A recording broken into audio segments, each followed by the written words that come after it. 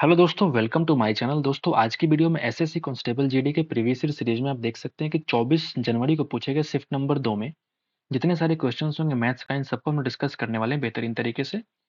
ठीक है, तो ये पूरा का पूरा सीरीज हम लोग खत्म करने वाले हैं आपके एग्जाम के पहले। आपका जीडी का जो पेपर है फरवरी मार्च में होने वाला है, तो उसके लिए कितना बेनिफिशियल है आपको मालूम है दोस्तों, तो आप इसको फॉलो कर सकते हैं इस सीरीज को, और अच्छा लगे तो लाइक भी कर सकते हैं, क्योंकि ये आपके लिए बहुत बेनिफिशियल होगा मुझे लगता है, क्योंकि हमने भी सीजीएल 2 बार क्रैक किया, तो मुझे मालूम है कितना प्रीवियसली इंपॉर्टेंट होता है आपके लिए। ठीक है, आगे बढ़ते हैं, चलते हैं हम लोग सीधे मैथ के सवालों की तरफ। ठीक है भाई, यहाँ से आप देख सकते हैं कि मैथ का सवाल शुरू हो रहा है। पहला सवाल आपके सामने आ चुका है कि उमेश और रमेश एक कार्य को 28 दिन और 21 दिनों में पूरा कर सकते हैं, तो उसे कार्य अगर शुरू करेगा उमेश तो एकांतर दिनों के अंदर काम कर, तो काम कितने वक्त में पूरा हो जाएगा। ये उमेश और ये रमेश है। 28 डेज लगाते हैं, 21 डेज लगाते हैं। अगर मैं एफिशिएंसी निकालने के लिए मैं पहले एलसीएम निकालूंगा, तो 4 गुणा 3 12 गुणा 7 कितना हो जाएगा 84। 12 सत्ते 84, ये तुम्हारा एलसीएम हो जाएगा। अगर मैं एफिशिएंसी की बात करूंगा तो 28 इंटू 3 और 21 इंटू 4। अल्टरनेट डेज वाले सवाल है, मतलब पहले दिन उमेश काम करेगा, अगले दिन रमेश काम करेगा, मतलब 2 दिन के अंदर कितना काम हो जाएगा बताओ। 2 दिन के अंदर काम हो जाएगा 7। मुझे पहुंचना है 84, यानी कि मुझे करना पड़ेगा 12 से मल्टीप्लाई, तो इधर भी करना पड़ेगा 12 से मल्टीप्लाई, यानी कि 24 डेज में काम तुम्हारा पूरा हो जाएगा। समझ गए बात। तो पहला सवाल बेहद ही आसान आपको देखने को मिला है। नंबर 2 पे चलते हैं। मोना ने 1500 में प्रत्येक में 2 हैंडबैग खरीदे हैं।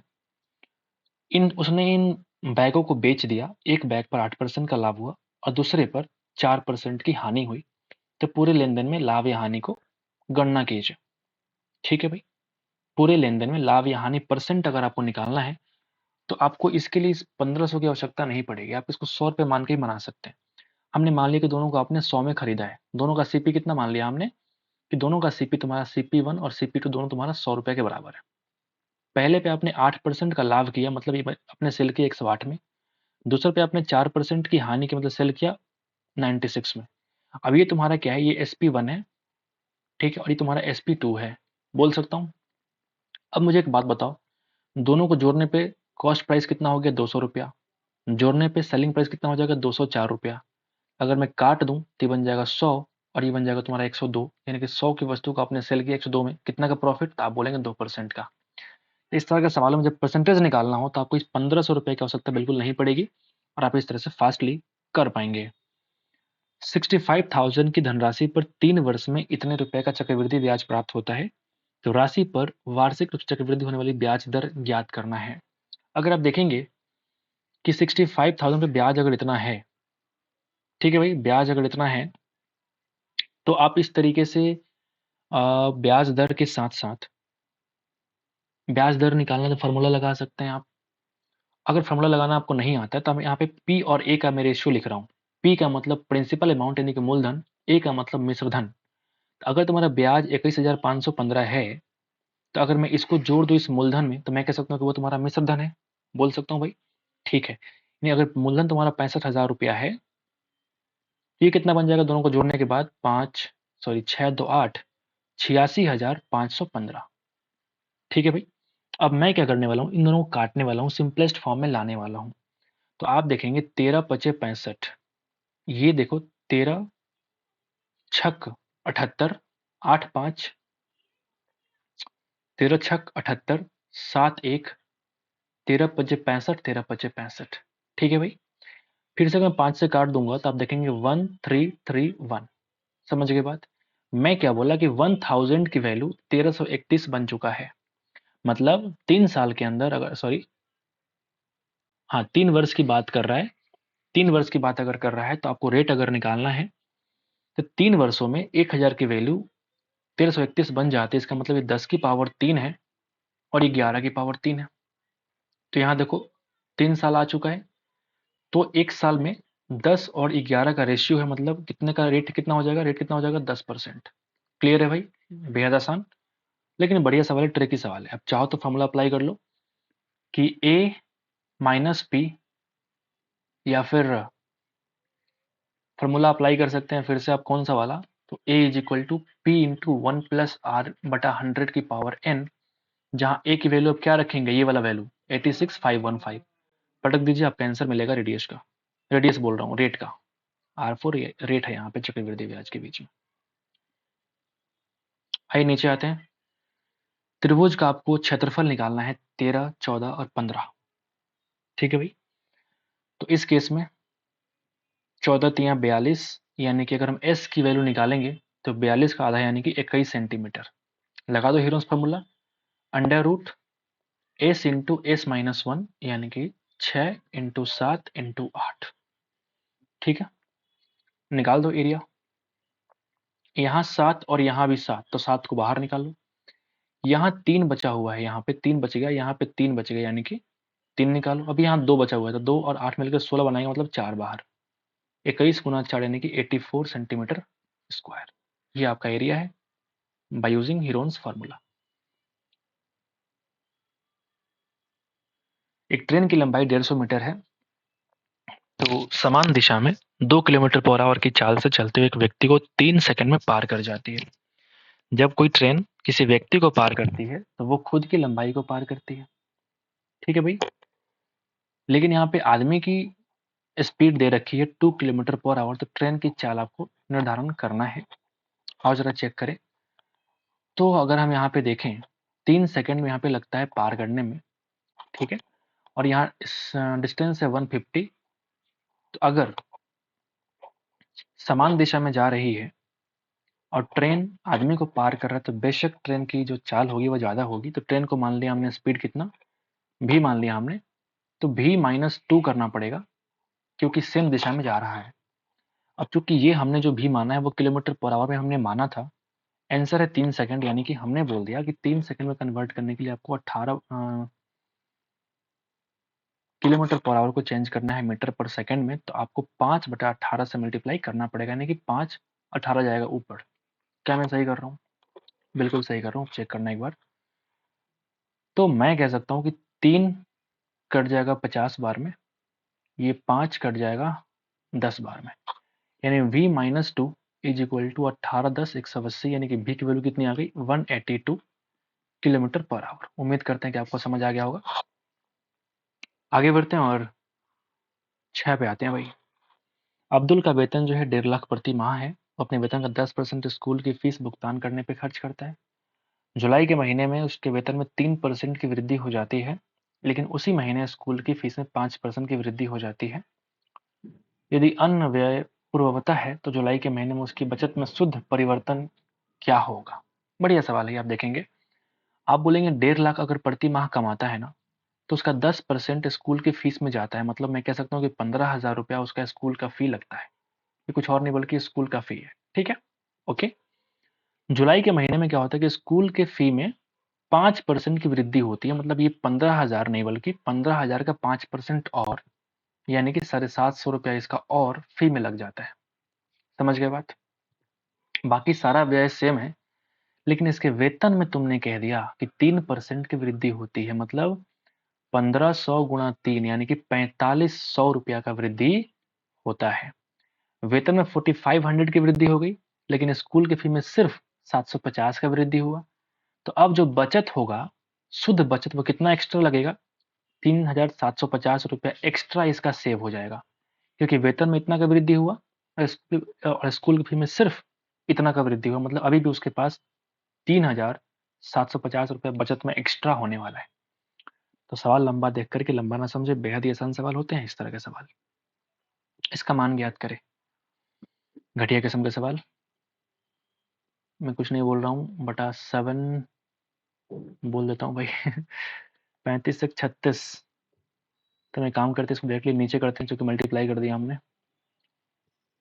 तो 7/36 गुणा 7/2 गुणा 20 21/4 यानी कि 4/21। ठीक है, 7 से 7 खत्म, 7 से 3 बार में, 3 से 9 बार में, और 9 से ये 4 बार में, 4 से ये 4 बार में। आंसर कितना बनेगा? 1/2। आगे बढ़ते हैं। अर्धगोले का आयतन निकालना जिसका त्रिज्या आपको दे रखा है। अर्धगोले का आयतन लगा दो 2/3 into pi into r cube. बोलो, पाई में आंसर नहीं है, मतलब काटना पुटना पड़ेगा। इंटू 11 गुना 11 गुना 11 यानी कि 1331, 2 गुना 2 गुना 2 यानी कि 8। ठीक है, यहाँ से 2 निकाला, यहाँ से 2 निकाला, बनेगा 11, यहाँ से 4 से काट दिया 2 बार में। ठीक है दोस्तों, मुझे लगता है कि काट पीट करना ही पड़ेगा, डेसिमल में आंसर आएगा। तो अगर मैं गुणा करूंगा तो 11 एकम 11, 1 11 तिया 33, 1 34, 3 11 तिया 33 और 3 36, 3 11 और 3 यानी कि 14, 21 दूना 42। काट लो, इसका आंसर निकालो। ठीक है, आगे बढ़ते भाई। ठीक है, प्रसाद जो है अकेले एक कार्य को 144 डेज में पूरा कर सकता है, तो 16 दिनों के अंदर उसी कार्य को पूरा करने के लिए प्रसाद जैसी दक्षता वाले कितने लोगों की आवश्यकता पड़ेगी। तो आप बोलते हैं कि 144 डेज लगता है,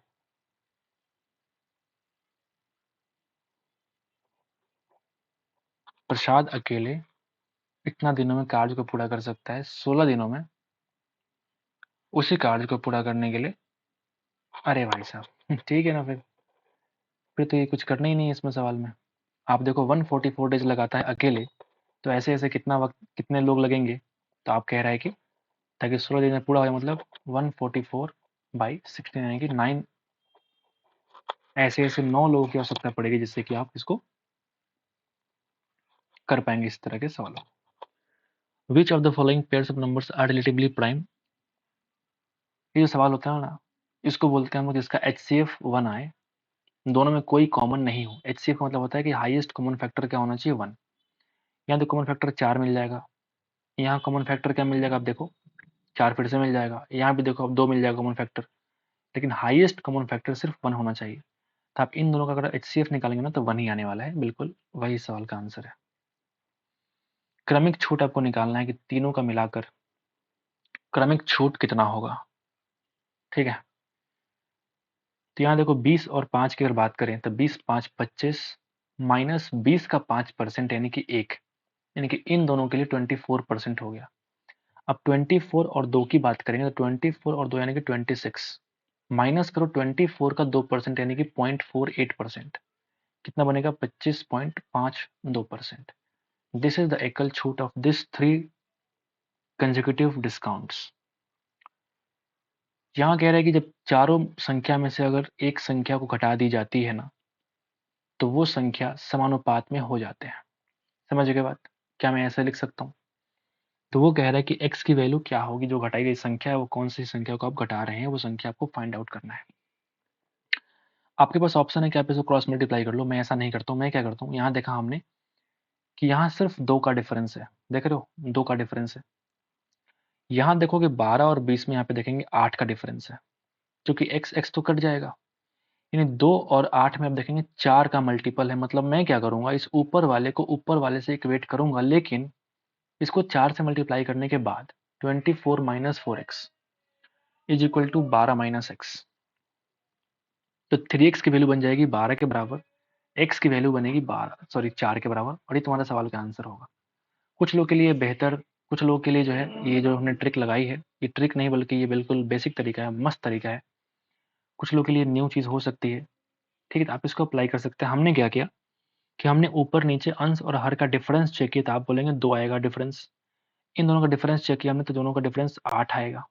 ठीक है, ये इसका 4 गुना था। हम क्या किया, ऊपर वाले को ऊपर वाले से कंपैरिजन करने के लिए हम ऊपर वाले को 4 से मल्टीप्लाई कर दिए, तो ये x की वैल्यू हमको निकाल के दे देगा। बाकी अगर आपको मुश्किल लग रहा है तब क्रॉस मल्टीप्लाई करते रहो, एक्स स्क्वायर के फॉर्मेट में आंसर आएगा, फिर तो काटना और मुश्किल हो जाएगा। चेक करते रहो। फिर आप 2 उम्मीदवारों के बीच एक चुनाव में डाले गए मतों में से 70% मत प्राप्त करने वाले उम्मीदवार को 16,000 के बहुमत से चुना जाता है। ठीक है भाई, तो जीतने वाले उम्मीदवार को पक्ष में डाले गए मतों की संख्या, जीतने वालों को मिला है 70%, तो हारने वालों को मिला होगा 30%। इन दोनों का डिफरेंस कितना, 40%। इस 40% की वैल्यू कितनी है, तो आप बोलेंगे 16,000। आपसे कह रहा है कि जीतने वाले उम्मीदवार को निकालना है, तो आप बताओ जीतने वाले के लिए कितना, 70% निकालना पड़ेगा, तो 4 कट जाएगा 4 बार में। 10% की वैल्यू कितनी, 4,000, तो 70% की वैल्यू 4 सत्ते 28,000। आगे बढ़ते हैं। एक स्पोर्ट्स क्लब में 86% मेंबर जो है पुरुष हैं, 14% मेंबर जो है महिलाएं हैं। यदि पुरुषों की जो एवरेज आयु है वो कितनी है, तो आप बोलेंगे 25। जो महिलाओं की एवरेज आयु है वो कितनी है, 35। तो सभी का निकालना है, गुणा भाग करते रहो, यही तो सवाल है तुम्हारा। अगर मैं काटूंगा तो बन जाएगा 7, ये बन जाएगा तुम्हारा 43, यानी आपका पूरा का पूरा 50 का आपसे पूछ रहा है वो कितने के बराबर होगा। और जरा शॉर्टकट अप्लाई करते हैं। यहाँ देखा हमने 25, लिख दो 25 प्लस ये 10 एक्स्ट्रा लेके जा रहा है, 10 गुणा 7 यानी कि 70 एक्स्ट्रा लेके जा रहा है, जो कि बटने वाला है पूरा 50 में। समझ गए बात? यानी अगर हम इसका एवरेज बोले तो कोई दिक्कत यहाँ पे नहीं होना चाहिए। ये 0 से 0 खत्म हो गया, यानी मैं बोल सकता हूँ कि 25 प्लस 1.4 यानी कि 26.4। ये तुम्हारा डेविएशन से हमने कर दिया फटाफट। बाकी आप चाहो तो बेसिक से भी करो। 43 into 25 plus 35 into 7 is equal to 50 into x, जो कि बहुत ही ज़्यादा लेंथी होगा, सॉरी। तृतीयानुपाती आपको फाइंड आउट करनी है, तृतीयानुपाती आपको फाइंड आउट करनी है। तो उस केस में हम क्या करते हैं, सेकंड वाले को रिपीट कर देते हैं और थर्ड वाले को मान लिया हमने वो एक्स के बराबर है। ठीक है, यानी मुझे फॉर्मूला याद नहीं होता, मैं क्या करता हूँ b square minus a square बटा ये बन जाएगा आपका b square minus a b. अब चूंकि सेकंड वाले को रिपीट करना है, मतलब फिर से b square minus a b, और यहाँ पे मुझे एक्स, इसी एक्स की वैल्यू मुझे फाइंड आउट करनी है। ठीक है भाई, अब यहाँ आप देखेंगे कि ए स्क्वायर माइनस बी स्क्वायर का मतलब ए माइनस बी, ए प्लस बी। नीचे आप चेक करेंगे तो बी कॉमन अगर आप निकालेंगे तो बी माइनस ए आपको दिखता हुआ नजर आएगा। ठीक है, यहाँ भी वही चीज कर सकते हैं कि हम बी को हम कॉमन निकालेंगे तो बी माइनस ए मुझे बचने वाला है बाई एक्स। अब यहाँ से एक चीज आप देख सकते हैं भाई कि यहाँ जो बी माइनस ए है इससे कट जाएगा, तो जो एक्स की वैल्यू है वो कितना आएगा, तो बी इंटू बी यानी बी स्क्वायर, और ये बन जाएगा बी माइनस ए, और ये जाएगा नीचे यानी कि B plus A. This is the answer. Check करो, option number 2 is the required answer. आसान था, अलजेब्रिक फॉर्म में देकर थोड़ा मुश्किल करने की कोशिश किया, बट बेहद ही आसान आपको देखने को मिला है। ये देखिए, एक व्यक्ति जो है 3,310 रुपए की राशि उधार लेता है और पहले, दूसरे और तीसरे वर्ष के अंत में 3 समान किस्तों में 10% के वार्षिक चक्रवृद्धि ब्याज की दर से वापस चुकाने का वचन देता है। तो प्रत्येक किस्त आपको निकालना है। ठीक है भाई, तो पहले साल 10 रुपया की वस्तु 11 बन जाएगी जब चुकाएगा। दूसरे साल 100 रुपया की वस्तु 121 बन जाएगा जब चुकाएगा। तीसरे साल 1000 की वस्तु 1331 बन जाएगा जब वो चुकाएगा। अब चूंकि किस्त हमको सेम करना है, तो हम क्यों ना इसको भी 11 से मल्टीप्लाई करें, इसको भी करना पड़ेगा। इसको भी अगर 121 से मल्टीप्लाई करेंगे, इसको भी 121 से मल्टीप्लाई करना पड़ेगा। अब ये बन गया 1210, ये बन गया तुम्हारा 1100, और ये बन गया तुम्हारा 1000। इन तीनों को जब जोड़ेंगे ना, तो ये तुम्हारा एक्चुअल में तुम्हारा मूलधन बनेगा, यानी कि 3310। ठीक है, और ये जो अलग अलग वैल्यू आया है 1331, तीनों का वैल्यू, ये तुम्हारा क्या है, किस्त का वैल्यू है। समझ गए? तब सवाल में तुमको दे रखा है कि 3310 रुपये आपने उधार लिया है, और यहाँ हमने जो माना वही वैल्यू आ गया, मतलब किस्त कितना हो जाएगा, 1331 रुपया। Option number 3 is the required answer. आगे बढ़ते हैं भाई, 17 पे आते हैं। एक दुकानदार जो है कोई वस्तु 880 में बेचने पे 10% का लाभ होता है, मतलब जरूर उसका सीपी 800 रुपया रहा होगा। ठीक है, सीपी मुझे मालूम चल गया। बिक्री में कमी के कारण वह पिछले विक्रय मूल्य पर 25% की छूट देता है। बिक्री में कमी के कारण वह पिछले विक्रय मूल्य पर 25% की छूट देता है। तो आपको निकालना है कि वो लाभ और हानि निकालिए। मतलब ये जो विक्रय मूल्य आपने सेल किया ना 880 में, इस पे आपने 25% का डिस्काउंट दिया, मतलब 4 की वस्तु को आपने 3 में सेल किया, मतलब 660। अब ये कह रहा है कि ये तुम्हारा नया वाला सेलिंग प्राइस है, और सीपी तो कन्वर्ट नहीं होगा, सीपी तो सेम ही रहेगा, कॉस्ट प्राइस, यानी कि 800 की वस्तु को आपने सेल किया है 660 में। आओ जरा प्रॉफिट या लॉस निकालें। तो आपको दिख रहा है कि इसमें लॉस ही हो रहा है, मतलब ये 33, ये तुम्हारा 40।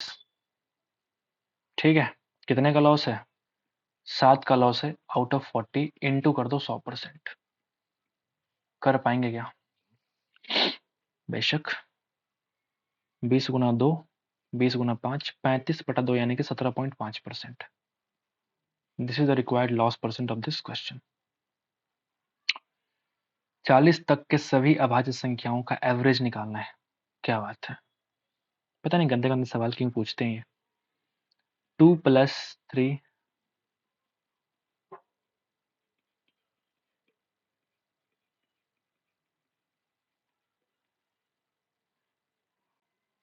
ठीक है, और भी है ना, 40 तक पहुंचना है, ठीक है ना। आप जो भी नंबर का संख्या है उसे डिवाइड कर दो, 3 4 5 6 7 8 9 10 11 12 से डिवाइड कर दो। जो वैल्यू आएगी वही तुम्हारा क्या होगा, एवरेज वैल्यू होगा। और कुछ लोग के मन में आ सकता है कि सर ये 2 जो है क्या ये प्राइम नंबर है? बिल्कुल प्राइम नंबर है। प्राइम नंबर का डेफिनेशन ये बोलता है कि भाई जो संख्या खुद से कटे और एक से कटे वो संख्या प्राइम नंबर है। तो ये इवन नंबर तो है, लेकिन साथ साथ ये तुम्हारा स्मॉलेस्ट प्राइम नंबर भी है। याद रखना, हमेशा सवाल पूछते हैं स्मॉलेस्ट प्राइम नंबर कौन सा है, तो आप बोलेंगे 2। सॉल्व कर लो, आंसर मिल जाएगा। एक सब्जी विक्रेता का 2 किलोग्राम का जो बाट है वास्तविक वजन से 100 ग्राम कम है। विक्रेता ने ग्राहक को उसी बाट का उपयोग करके 44 में 2 केजी आलू बेचा है। मतलब 1 केजी का जो सेलिंग प्राइस कितना है, तो आप बोलेंगे 22 रुपया। ठीक है, 22 रुपये पर केजी। विक्रेता ने 18 रुपये प्रति किलोग्राम की दर से आलू खरीदा है, तो आलू बेचने पर कितने का उसको लाभ हुआ है? ठीक है, कितने का उसको एक्चुअल में लाभ हुआ है। अब मुझे एक बात बताओ, सीपी और एसपी का हम रेशियो निकालते हैं। आपने बोला कि 18 में खरीदा लेकिन 22 में सेल किया। अगर इतना ही तुम करके छोड़ देते तो डिस्काउंट निकालना बड़ा आसान हो जाता। डिस्काउंट कह रहा हूं, सेलिंग प्राइस निकालना बड़ा आसान हो जाता। आलू बेचने पे कितने परसेंट का उसको लाभ हुआ है आपको बताना है। ठीक है, ओके। अब यहां तुमने कह रही है कि 2 केजी के बाट का उपयोग किया, तो 2 केजी वजन के बदले आपको 1900 ग्राम ही वजन आपको देखने को मिलता है। ये सवाल कह रहा है, ये आपका सवाल कह रहा है। तो आओ जरा चेक करें, इसका प्रॉफिट निकालें। ठीक है, 2 जीरो से 2 जीरो खत्म, 19 गुना 18 यानी कि 360 माइनस 18 यानी कि 342। ठीक है, ये कितना बनेगा? या फिर 342 अगर नहीं काटना चाहते हैं तो भी ठीक है, मैं क्या करूंगा, 2 से काट लूंगा पहले, यानी कि ये 2 से कट जाएगा 9 टाइम्स। अब ठीक है, यानी कि 19 नवे 171 इज इक्वल टू, या फिर रेशियो ये बन जाएगा आपका 220। आपने जो सेल करा है वो कितने में सेल करा है? 20 और 29 यानी कि 49। उसे कितना लाभ हुआ आपको बताना है। यानी कि आपने देखा कि यहाँ पे 49 का लाभ होता है आउट ऑफ 71 इंटू 100%। ये तुम्हारा प्रॉफिट परसेंट है, ये तुम्हारा प्रॉफिट परसेंट है। लेकिन अगर प्रॉफिट परसेंट तुम्हारा इतना है तो आपसे कह रहा है भाई कि आलू बेचने पे कितना परसेंट लाभ नहीं पूछ रहा, बल्कि कितना लाभ हुआ आपको वो बताना है, आपको लाभ बताना है। समझ रहे हैं बात? आपको जो है वो लाभ बताना है।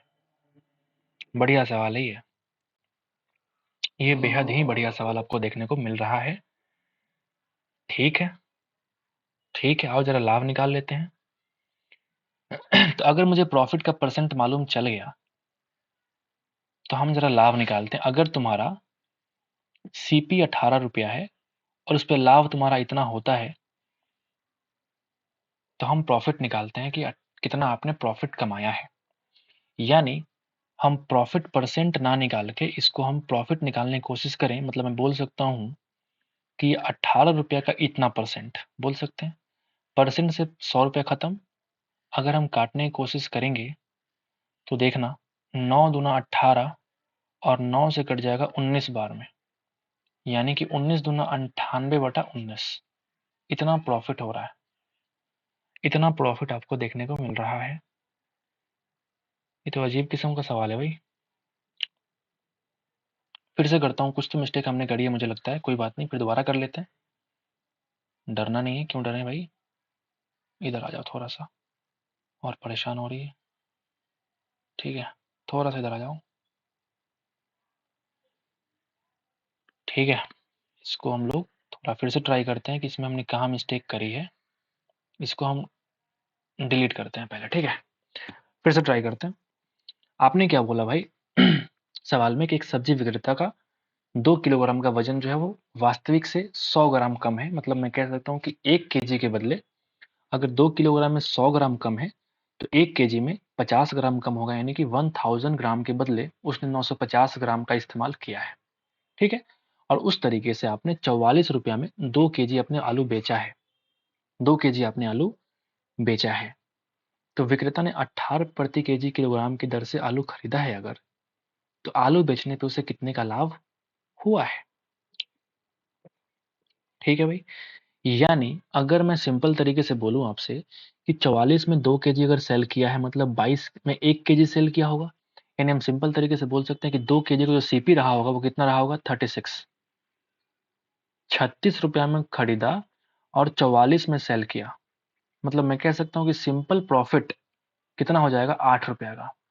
जब हमने बाट का अगर सही तरीके से इस्तेमाल किया होता तो हमें 8 रुपया का प्रॉफिट होता, लेकिन हमने बाट का गलत तरीके से इस्तेमाल किया है, यानी कि और हमको प्रॉफिट हो रहा है, और हमको थोड़ा ज्यादा प्रॉफिट हो रहा है। वो प्रॉफिट कितना है? वो प्रॉफिट कितना है आप मुझे बताओ। यानी अगर मैं बोलूं फिर से कि 1/1000 इज टू 1/950, यानी कि 19/20 का रेशियो आपको देखने को मिल रहा है। 19/20 का रेशियो आपको देखने को मिल रहा है, यानी 19 रुपए के वस्तु पे आपने 20 रुपया लिया है उससे। यानी मैं कह सकता हूँ कि 36 को डिवाइड करोगे 19 से और मुझे निकालना है 20 की वैल्यू, ठीक है। तो आप देखेंगे ये बन जाएगा 720/19। तो अगर मैं डिवाइड करता हूँ इसको तो कितना आने वाला है?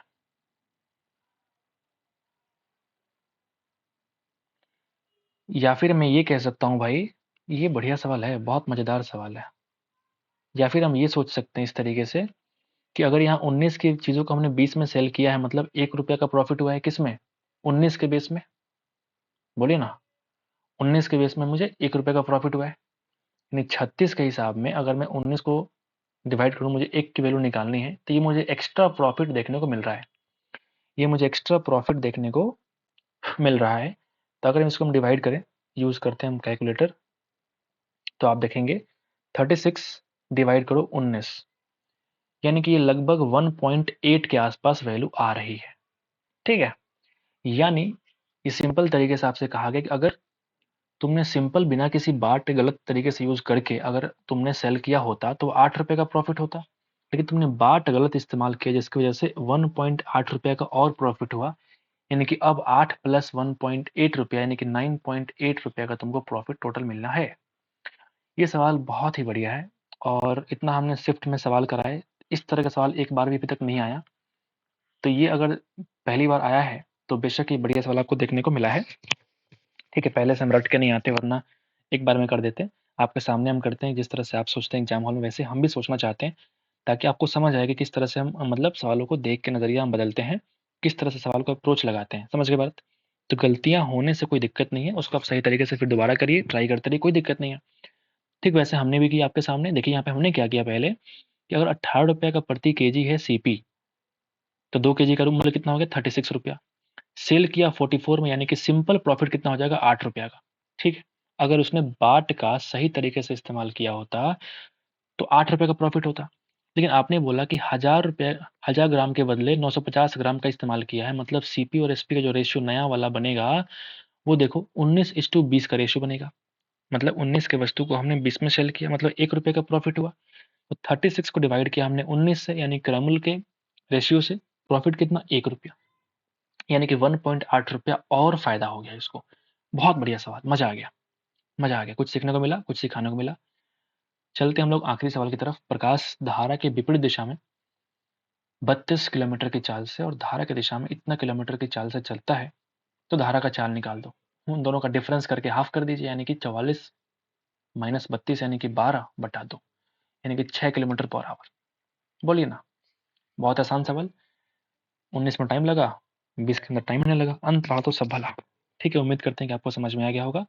तो एक बार आप लाइक कर दीजिएगा हमारे वीडियो को, दोस्तों को शेयर कर दीजिए थोड़ा-सा, ताकि मुझे थोड़ा-सा मोटिवेशन मिले और आपको और अच्छा काम करके आपके सामने हम प्रस्तुत करें। आज के लिए इतना ही दोस्तों, मिलते हैं नेक्स्ट शिफ्ट में, तब तक के लिए थैंक यू दोस्तों।